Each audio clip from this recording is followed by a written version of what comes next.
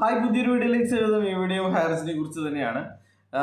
വൈകി ബുദ്ധി ഉദിച്ച അല്ലെങ്കിൽ തലച്ചോറ് തിരികെ കിട്ടിയ ചില ആൾക്കാർ ഇപ്പോൾ ചോദിക്കുന്നത് എങ്ങനെയാണ് നമ്മുടെ പൈസ തിരികെ ലഭിക്കുക എന്നുള്ളതാണ്.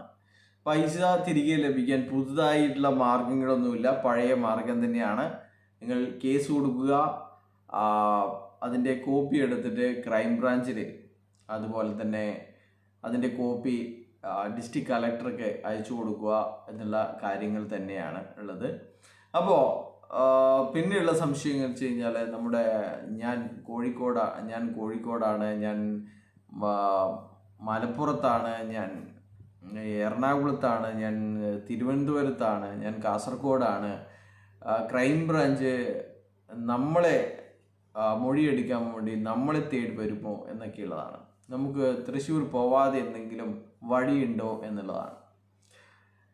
ശരിക്കും പറഞ്ഞു കഴിഞ്ഞാൽ നിങ്ങൾക്ക് മൊഴി നൽകണമെങ്കിൽ നിങ്ങൾ തൃശ്ശൂർ പോയി തന്നെ ആവണം. പരാതിക്കാരെ ക്രൈംബ്രാഞ്ച് ഓഫീസിൽ പോയിട്ടാണ് മൊഴി കൊടുക്കേണ്ടത്.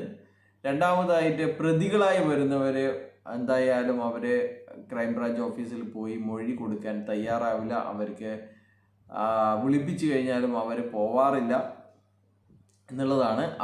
അവരെ തേടി ക്രൈംബ്രാഞ്ച് അവരുടെ വീടുകളിൽ എത്തുന്നതായിരിക്കും.